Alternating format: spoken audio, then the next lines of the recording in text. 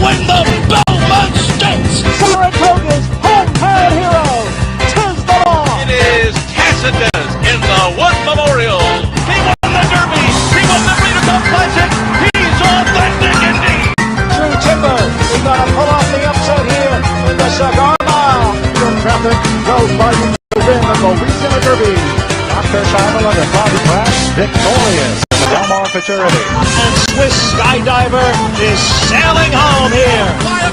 Benton's another win for Heroics Racing and John Sadler and the Big Cat Joel Rosario aboard.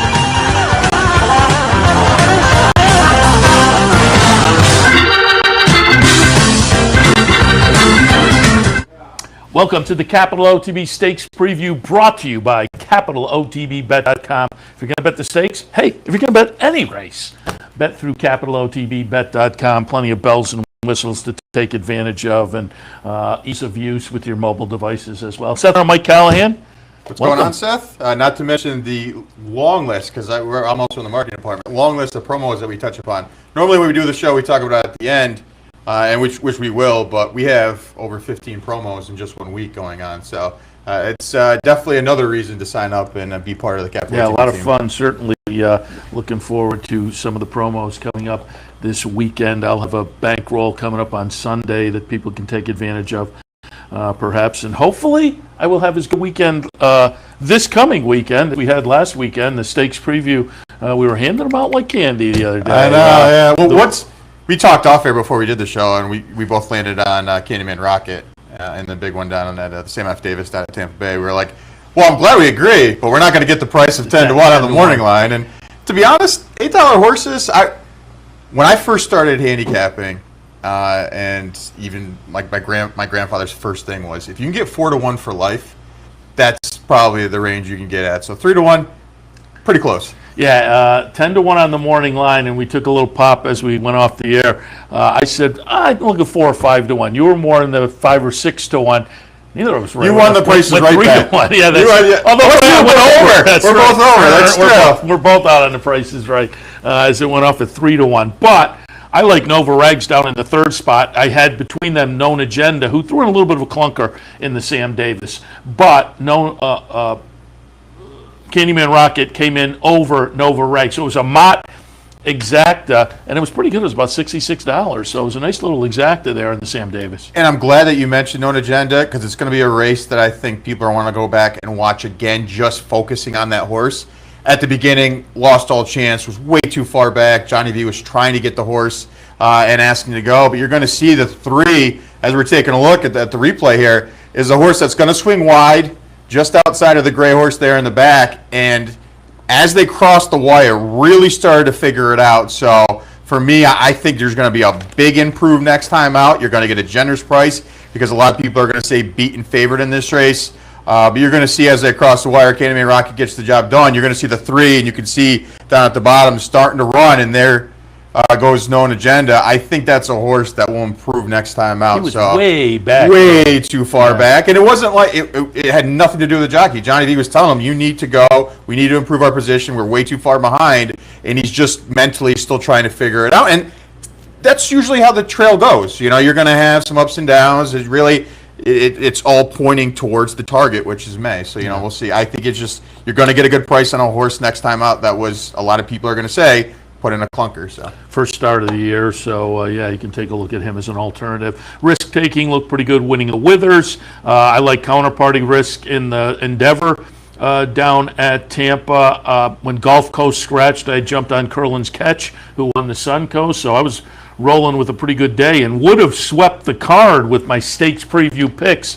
But in the Tampa Bay, I picked Eons. I was still pretty happy, though, because I had Get Smokin' in the mix. Boxed up a little exacta there, and it was a nice hefty exacta. Get Smokin', who normally gets it done on the front end. It was a clever ride. Somebody else went out to get the lead, so Get Smokin' kind of sat and stalked, took the lead in the stretch. But the horse I liked, Eons, got up for second at 19 to 1, so I was happy with the result. No, absolutely. It's a big day. The last couple of weeks on the stage preview, we've actually been seeing it right. Hopefully, knock on wood, everything. Yeah, right. When you say that, here comes the 0 for 5, dead last in every race type deal. So hopefully I didn't jinx anybody.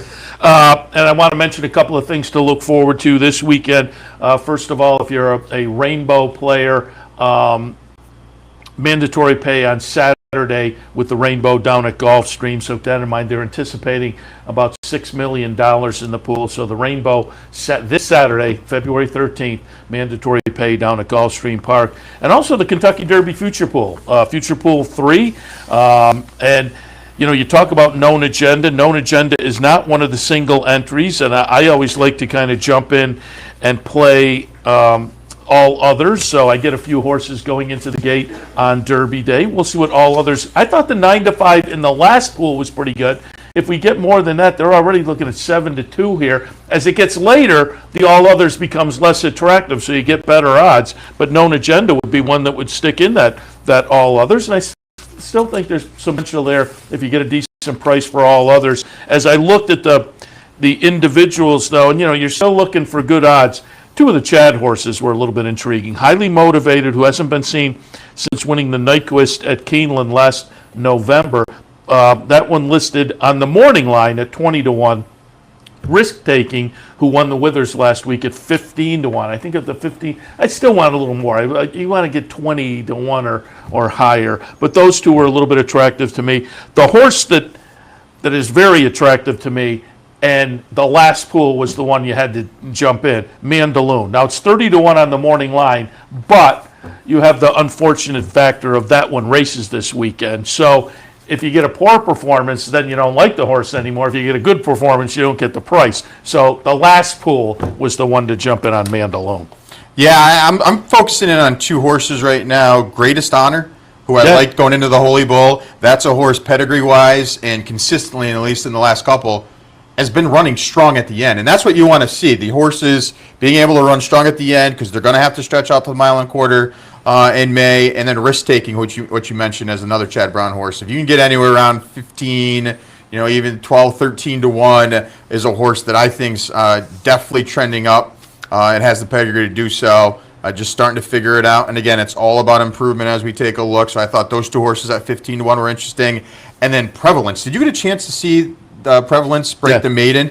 That was an unbelievable performance. I know that day was half the price of the morning line, but just unbelievable down at Gulfstream. Won by 8.5 against a very strong maiden special weight field. So I'm interested to see what this horse does next time out in some stakes action as well. Yeah, I was on the 20 to 1. That was a horse that just they wow you. It was almost like Hidden Scroll when he broke his maiden down at Gulfstream as well. I know. Hopefully better.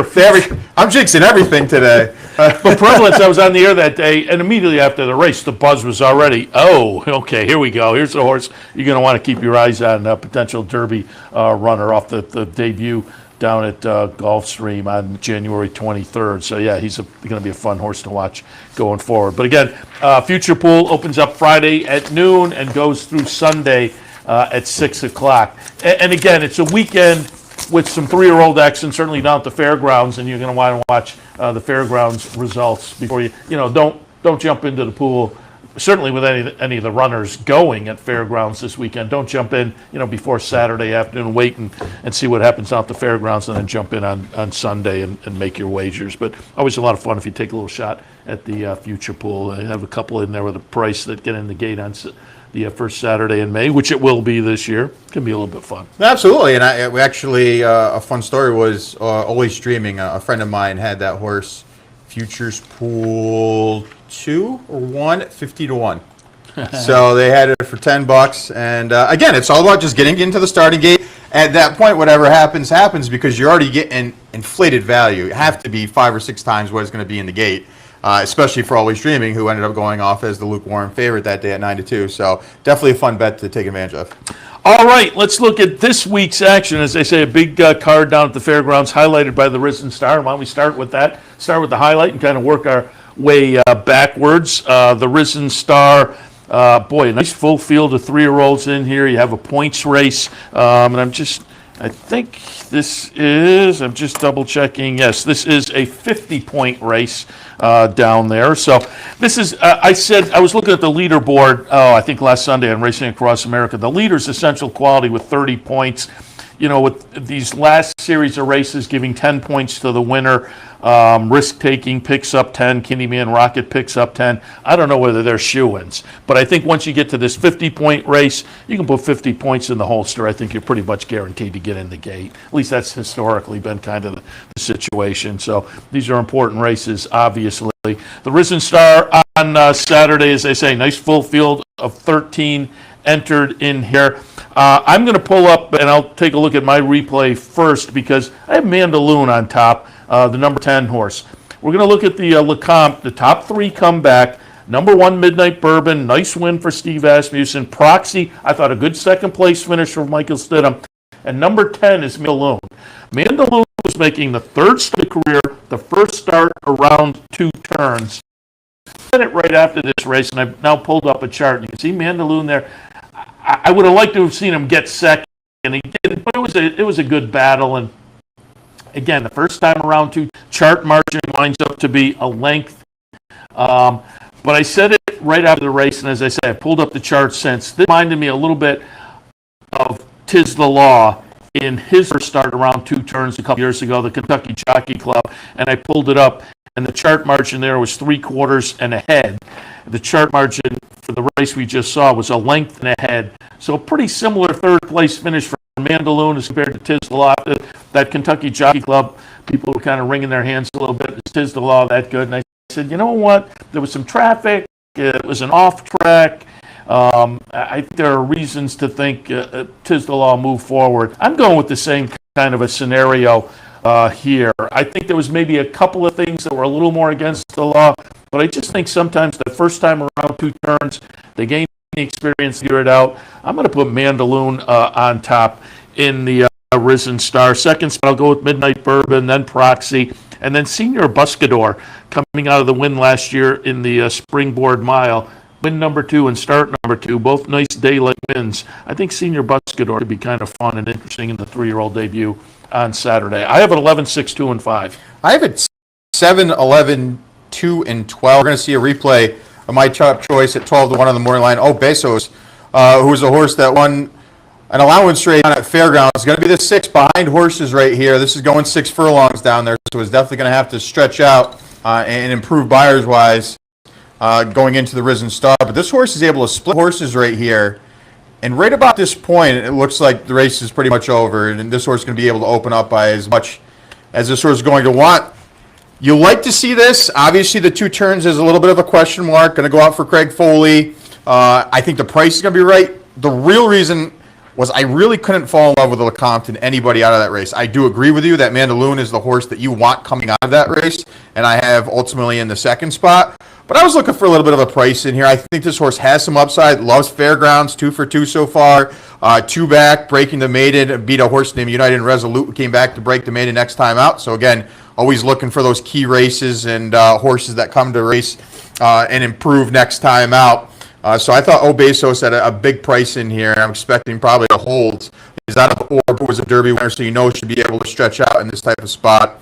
We'll be interested to see where this horse actually is, because again, usually when sprinters stretch out, they're a little bit more forwardly placed. This horse likes to come from behind. Ultimately, we'll have to see how it maps out in here. But I put the 7 Obesos on top. The 11 Mandaloon, your top choice, is the horse that I want kind of the Lecomte. Like you said, ultimately finished 3rd last time out, but it was the first time going 2 turns. I think this horse is going to improve. They're going to put the blinkers on, which is a good move for Brett Cox. So be no shock at all to see Mandaloon get the job done. And then Proxy in the 3rd spot, who was really gutsy last time out. They really let Midnight Bourbon, and I think is probably the horse I'm going to take a stand against in this type situation, especially with the 13 who has some speed. A couple others in here will probably show some speed as well. Midnight Bourbon was able to have no applied pressure last time out, was able to wire him in the Lecomte. I don't see the same type of setup in here, but I thought Proxy did all the dirty work, and at 8 to 1, if that price holds, definitely has a pedigree and has shown the ability to run at this type of distance. So for me, in the big one, the Risen Star at 7, 11, 2, and 12. Fun step along the Derby Trail down in New Orleans, step along the Kentucky Oaks Trail, one race earlier in the Rachel Alexandra. Grade 2 event. They're putting up $300,000 for the 3-year-old fillies, going 8.5 furlongs. And Mike, I'll let you take it away here. Yeah, I think I had the same top choice as you. 8, 2, 9, and 1. Travel Column is a horse we're going to see winning the Goldenrod at Churchill Downs in the last start back in November. Is going to be the gray horse. Looks just like her father, Frosted. And she had a ton of trouble in this race. She was pinched at the start, lost 3 lengths. She angles out right here, and she's able to grind down the victory over Terrier, who's going to be another horse vying for favoritism here in the Rachel Alexandra. But I really like this performance, and again, it was so many obstacles that day. She was able to overcome all of them. Yes, the big question mark for a lot of people is going to be the layoff, but the workout pattern's been solid. Obviously, going the mile on the 16th isn't going to be a question mark. She was able to mow them down in the race we just saw on the Goldenrod. She's going to be a short price in here, possibly a single for some people, even if you just want to go too deep with Clairiere and Travel Column in this spot. Maybe an alternative or viable situation for some people. But for me, I like Travel Column of the two. In the second spot, I have Super Sensational. I think you liked this horse last time. We talked about it in the Silver Bullet Day. There was no pace at all. She was a horse that liked to be forwardly placed in the first couple. She was coming off a layoff. She had multiple excuses. I thought she ran well. Finished second that day to Charlie's Penny.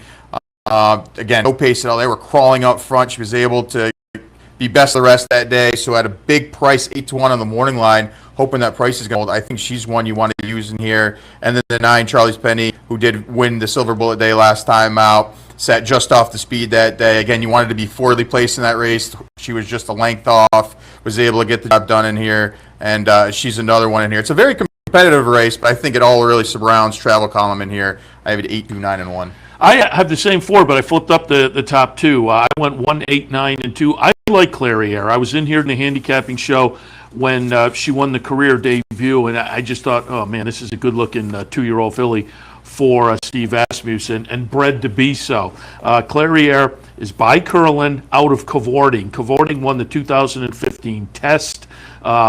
She won the 2014 Adirondack up at Saratoga, and career start number 2. Went on later in the career to win the Phipps and the Personal Ensign. So Cavorting, a really nice runner in her own right, and it looks like she's reproduced a very nice runner. Career debut victory, was very good looking. We just saw the Goldenrod there where she ran second. And all you have to do is look at Travel Column to see what a horse can do off of a scenario like that. Travel Column won the career debut, finished 3rd in the second start in an improved effort number-wise, but in the second start of the career in Stakes Company. And then she moved on and improved nicely in the 3rd start in the Goldenrod. Well, this is the same scenario here for Clairiere, 3rd start of the career, but it's also the 3-year-old debut off a little bit of a break, which again can add a little maturity. So I'll go Clairiere on top, Travel Column in the 2nd spot, Charlie's Penny in the 3rd spot, and Super Sensational underneath. Moonswag is interesting to me if you're looking for a little bit of a price. I could make an argument there, but I'm really excited to see Clairiere. Like I say, from the career debut, I thought, this could be a special horse for Asmussen and Stone Street, so I'll put her on top in the Rachel Alexandra. A little bit earlier on the card, scheduled to be on the grass, and again, as we tape this a little bit earlier in the week, they had a cancellation on Thursday at Fairgrounds because it was monsoonish there. So hopefully everything turns out all right and the sun comes out, but you'd still have to think things may be a little soft on the grass side on Saturday. But in the Fairgrounds Grade 3 event, mile and an eighth, the trip, I just couldn't get by the Colonel Bradley and what we saw last time from Logical Myth. Logical Myth will be the number 1 horse in here. Spectacular Gem runs 3rd. Logical Myth's the number 1. Gets up, chart margin of 2 1/4 lengths. Big Agenda 2nd. Number 8, Spectacular Gem, who was in on Saturday, runs 3rd. But I just thought, boy, this was a nice effort from a horse that really likes the course. 5 for 6 down at the Fairgrounds. 2 for 2 this season on the turf and in Stakes Company, having won the Diliberto just prior to that. So I just couldn't get by Logical Myth off of that effort. But I think factor this for Brad Cox is a little bit interesting. Might get a little overlooked off the last 2 finishes, which were a couple of 8th place finishes at the end of last season.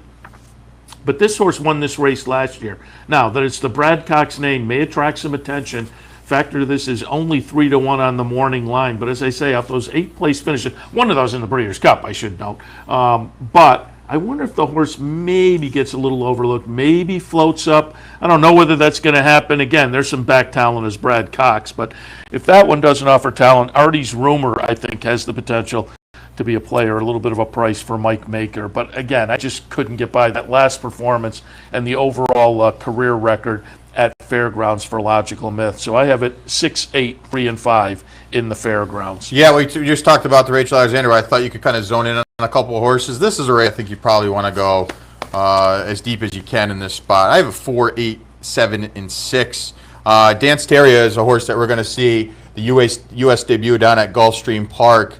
This was an allowance optional claimer. She had been running overseas in Europe and then over in Australia. She did a little bit of a stint, but she came over for Grand Motion. She's going to be on the outside here behind horses that were 4 here. And this was, as you can see, looking at the fractions, a race where you didn't want to be too far behind because they were setting some really slow fractions. The winner here is going to go wire to wire, Phantom Currency. But she's going to finish up Dance Terrier with some really good energy. And I thought this was a useful effort, especially coming off a little bit of a layoff. And now she ships down to Fairgrounds. Johnny V is going to be aboard. 6-1. I'm hoping the price is going to hold in this spot. Again, it's a wide open race, and she's had some good effort. She's a Group 1 winner over in Germany. She finished 4th to Enable in a race at Sandown in Great Britain. So she's got some back class and some numbers where if she's able to improve off that effort, she's going to be a tough competitor in here. So I'll use her on top. Underneath the 8 factor, this Seth mentioned in here was really good form early of last year down at Fairgrounds with a couple of victories, big buyers. Of recent, been facing some steeper competition and hasn't been able to get the job done, but with a little bit of class relief in here, and the pace doesn't seem to be overwhelming in this spot. Factor this could be a big competitor in here at 3-1, probably go off as the favorite. And then the 7 and the 6, your top choice, Logical Myth, who's horse for course, 5 for 6 lifetime. And then Don't Blame Rocket, who's 8 for 10 of the money down at Fairgrounds, including 5 victories. Of recent, just finished 5th in the Turf Classic at Churchill, so it's coming off a little bit of layoff. Those are the 4 horses I used. And then don't leave out Peace Achieved. Again, a horse that I mentioned last time out at a big number, went off at 15-1, finished 4th at Fairgrounds in the Colonel Bradley. I think this is one you may want to use if you can spread out deep enough in this type of situation. So for me, in the Fairgrounds Grade 3 event, 4, 8, 7, 6, and 9. All right, let's move on to one race earlier on the card at the Fairgrounds. Race number 10 on Saturday is the Mineshaft, and this is certainly going to produce some players as we go along the year in the handicap division. And we both pulled up the replay from the Tenacious last time, and I'll let you kick it off, Mike. Yeah, in Maxfield, if you're playing the pick 4, pick 5, is probably going to be the horse that a lot of people single in this type to kind of keep the ticket lower cost. You're going to see is able to open up. And I would say in this race, did it in a different fashion. Is a horse that predominantly likes to come from way out of it. Was able to sit just off the pace that day and got the job done in a different type of style. So you like to see that. That was coming off of a near 6-month layoff. So Maxfield, no shock, 4-5, probably goes off shorter than that. Maxfield's going to be my top choice. Wells Bayou is a horse that I think may be interesting at 6-1 on the morning line. Is going to be trained by Brad Cox. The workout pattern since last time out, 3rd place effort's been very good. We had not seen that horse since the Arkansas Derby. Reappeared in the mid part of January, so maybe he needed that race. It's a little bit more tighter, a little bit more fit, and the workouts show that. It's a horse that likes to go to the lead. Last time they tried to rate Wells Bayou, I think they may get a little bit more aggressive in this spot. So I'm going to use Wells Bayou in the 2nd spot, and then Sonoman's a horse that we just saw, did face Maxfield and Tenacious, ultimately finished 2nd that day. Last time out was a little bit of a disappointing 4th in the Louisiana down at Fairgrounds. This is a horse that just likes to pick up the pieces time and time again, 8 for 11 in the money. Tough to put on top, but one you want to use in any of your exactas, tries, and supers. So 4, 2, 6, and 1 for me in the Mineshaft. I don't have much to add. Maxfield just looked really good in the comeback effort, so I couldn't get past him. I used Sonoman in the 2nd spot. And Wells Bayou I used down in the 4th spot. I'll ask you, what are you going to do with Enforceable? I put that one in the 3rd spot. I had it in the 4th spot, yeah. Yeah, I mean, does the horse put two like that together? And we're talking about the last race, an optional claimer for trainer Mark Cassie, where the horse won easily with a 103 buyer. Yeah, I mean, if you're just trying to map out how this race is going to go, Wells Bayou, Blackberry Wine, going to go, right? They'll probably be the 1-2 going into the first turn. Enforceable could be that horse if he's able to hold position. That could sit the dream trip. He may be right next to Maxfield if they decide to be a little bit aggressive with Maxfield again. So he can work out a trip, and certainly if he can run back to that number, he's a player. I had him in fourth, you had him in third. But he could give Maxfield a run for his money if it sort of sets up in his favor. And don't forget, last year about this time, this horse was getting some real juice on the 3-year-old trail. Had won the Lecomte and wound up running second in the Risen Star, and then went a little off form. But boy, that third race back of the form cycle. I will say, ultimately, what made me kind of question it was a 5-horse field. So while it's such a big number buyer-wise, it was sort of just based on the circumstances, and right? a little bit of an aberration. Exactly, yeah. So it's, for me, those type of situations where the buyer increases so much, the bounce theory's in play. We talk about it a lot. Well, so that's ultimately why I had in the fourth spot. But it's, no shock at all to see the horse run well. Yeah, I'm going to be interested to see what he does at the very least. All right. So it's a big day down at the fairgrounds, and big stakes card down there, and highlighted by the 3-year-olds, both the boys and the girls. But nice stakes also at Laurel, and again with a little bit of weather, we're hoping things hold up at Laurel. But I thought we'd take a look at the two graded stakes at Laurel, the Fritchie and the General George. Let's start it out in the Barbara Fritchie. And this time of year, these are always kind of fun stakes races for the sprinters that are continuing during the winter season. Grade 3 event, the Fritchie, $250,000, 7 furlongs the trip. I am going to pull up the What a Summer from January 16th. The number 3 horse is going to be Hello Beautiful. Number 1 is Club Car. That one runs second. That horse is back in on Saturday as well. I just couldn't get past Hello Beautiful, who helped Brittany Russell, the trainer, put together those incredible 50% plus stats the fall in Maryland. This winter has come back to earth a little bit with about 30%, but this horse, 100% at Laurel. Hello Beautiful is 7 for 7 at Laurel, 3 for 4 at the 7 furlongs trip, which she won at two races ago in the Safely Kept at Laurel. So likes the track, likes the trip. Trainer that continues to race very well with her runners. I couldn't get past Hello Beautiful. I put that one on top, but I think it's a fun race. I think it's very competitive. Sharp Star coming off the second last time up in New York in the La Verdad. New York bred comes down and tries this company at Laurel for Horatio De Paz. Don't Let Sweet Fool Ya. I originally looked at this one and thought, I may pull the trigger here. This is a horse that's 4 for 7 at Laurel, including the last 2 starts, both of them stakes races. So I think this one for Lacey Gaudette may be a little bit of a player as well. But I just couldn't get past that incredible record for Hello Beautiful. Has the outside attack position. I went 8-1, 3-2 in the Fritchie. Yeah, I tried to get a little gutsy because, like you said, the one thing that pops out of the paper is 7 for 7 over the surface. No shock at all to see the horse at a short price. Most likely winner in this spot. But I've always been a fan of Sharp Star. It was one of my best bets up at Saratoga when ultimately finished second. But has really put in some really big numbers of late, including this allowance race, which we're going to see at Aqueduct, where this horse got a career best 101 buyers. The 6 just outside of the leader right now. It's going to take the lead at the top of the stretch and opens up by 15 3/4. Got a 101 career best buyer. Came back to win the Grade 3 event at Aqueduct, and last time out just missed in the La Verdad against State Breds. The workout since 47 flat, first of 140. I think this horse has an upward trend in here. Yes, is going to have to run huge against Hello Beautiful, and Hello Beautiful is a horse that likes to go to the lead. Sharp Star could be sitting just off. It's going to have to navigate the rail, but I'm definitely interested at the price you're probably going to get with Sharp Star, so I'll give the slight edge to the 1 in this spot. Hello Beautiful in the second spot. Like you said, everything that we already talked about. And then the 2, Club Car, off the second place performance last time out, made up a ton of ground going 6. Now going to 7. If for some reason the pace is swift in here, look for Club Car to be running late. So 1, 8, 2, and 6 for me in the Barbara Fritchie.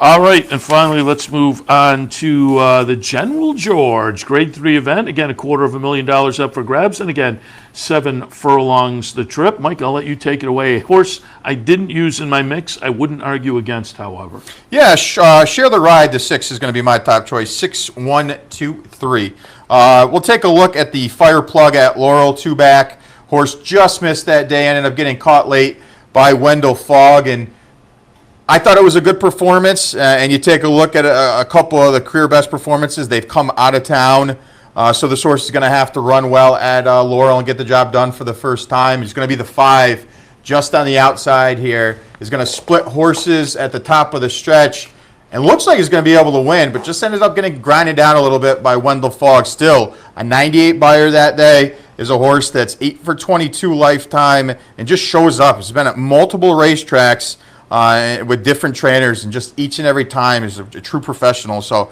I thought Share the Ride at 3-1 was interesting. Lackey, the one who finished 4th in back-to-back stakes races, including this race that we just saw. Dig a little bit deeper. This horse was in very good form. If this horse can revert back to some of the form in later part of 2020, is going to be an interesting player, one that likes to come from off the speed in here. So Lackey in the 2nd spot. And then Funny Guy, horse that a lot of people are going to know from the Naira circuit. Did finish 2nd last time out, but 2-back in a restricted stakes race down at Aqueduct, got the job done, has some buyers to fit well in here. I thought it was an evenly matched field, considering the fact that Funny Guy's 9-5 in here. I thought there's definitely some competition, so 6-1, 2, and 3. I agree on that assessment. I think it is an evenly matched field. As I say, I didn't use Share the Ride, wouldn't argue off of that one. There are 2 or 3 others I could point to with a similar sentiment. And I may be...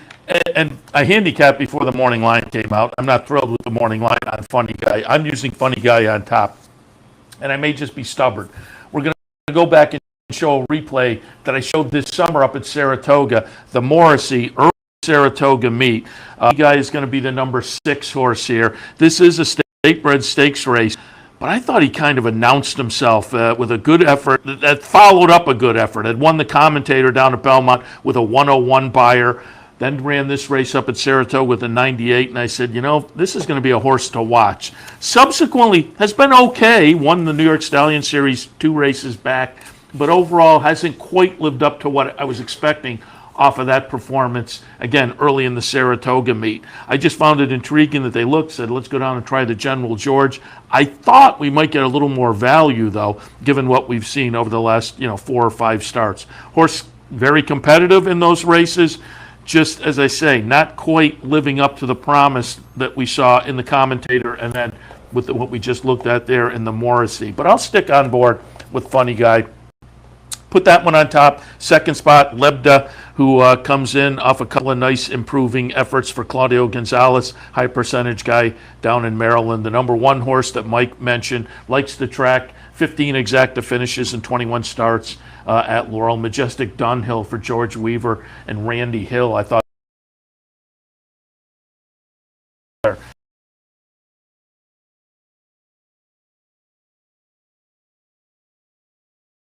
stakes card down at Laurel. So Laurel Fairgrounds, nice stakes action this weekend, worth attention to. And Derby Futures, which we just talked about as well. So. Derby Futures. I also mentioned mandatory in the Rainbow 6 at Gulfstream on Saturday. So exciting weekend, and it's always exciting at Capital OTB. So let us know what we should be excited about this week. Yeah, first and foremost, signing up for an account, because many of our promotions surround doing that. So take advantage of the sign-up bonus to be a new member, a new account holder, where you just have to deposit $100, wager $200, and get $100 back. And I talk about it all the time.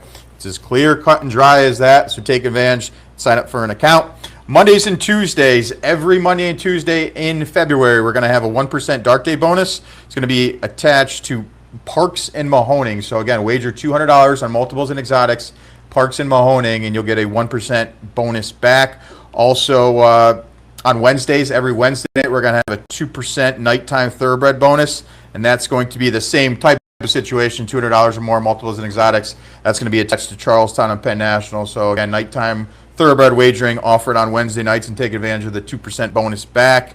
And then we're going to have the syndicate this week. We've expanded it to 30 people. It's been really fun. So hopefully the syndicate team can hit big. We've had multiple weeks where we hit for 4,000 or 5,000. Again, it's fun. $25 entry fee. You must be an account holder. So again, we talked about signing up for an account. 30 people, so $750 there. OTB adds $250 to it, so it's a $1,000 group ticket. And you, the patron, get a chance to choose. So definitely take advantage and be part of a syndicate, as we do run it twice each month. Also, we're going to have the Play the Board Challenge handicapping contest, which we just came up with. It's going to be a new one. So if you live locally in the Albany region, stop down to the Clubhouse Racebook, 711 Central Ave. Take advantage of that. We also have Prize Wheel Day. We run a lot of prize wheels, promotions, match bet promotions, things like that. So we have a ton of things going on at Capital OTB, and take advantage of all of them. Yeah, looking forward to also the Pick 5 bankroll that I'm doing on Sunday. Looking forward to putting that together and having some fun there for the team. So take advantage. We mentioned it. You mentioned it. Get an account if you don't have it. And I said at the top of the show, a lot of bells and whistles. You get free PPs on days when you're playing the races, and you can watch on your mobile devices. So if you're out and about, fire it up on the phone or on your tablet. I have it on the computer all the time. And Roku and Amazon Fire Stick is going to be our newest addition to 2021. And I was just watching the other day. I just moved into a new apartment, and I have an Amazon Fire Stick. I was able to go to RTN, download it. I was able to log in, and I saw Capital OTB TV. So take advantage, as we now are offered on Roku and Amazon Fire Stick, and it's very convenient. And it's if you're a person who likes to watch OTB TV, you don't want to watch on your computer, you rather watch on a big TV, and you live outside of the surrounding area where OTB is provided, our Capital OTB channel is provided, then that's a chance to pass the word on to friends you may know who are outside. Come here, I say, during Saratoga and watch the network and enjoy it, but then move home and they aren't eligible to get it. Now they are via Roku. I've heard from a couple people who were down in Florida who said, "Oh, this is great. We're able to watch you guys now on the big screen TVs." And like you said, it becomes very popular during Saratoga because we do all the shows every day for 40 days. But even when Saratoga's not running, now we still have morning programming. We're doing some shows in the morning, archive shows. We have the stage preview that we'll show. We have handicappers report on the weekends. We have Racing Across America as well. So we have a ton of content to provide. Yeah, I've gotten a few texts already from people. The day one, New Year's Eve, when we went live on Roku, there were a couple of emails from people like, "Hey, I still found you on the Roberts channel." That was a lot, but I've gotten since then some texts from people who have it fired up on the Roku, and so we love to hear from you, and glad folks are enjoying that new edition.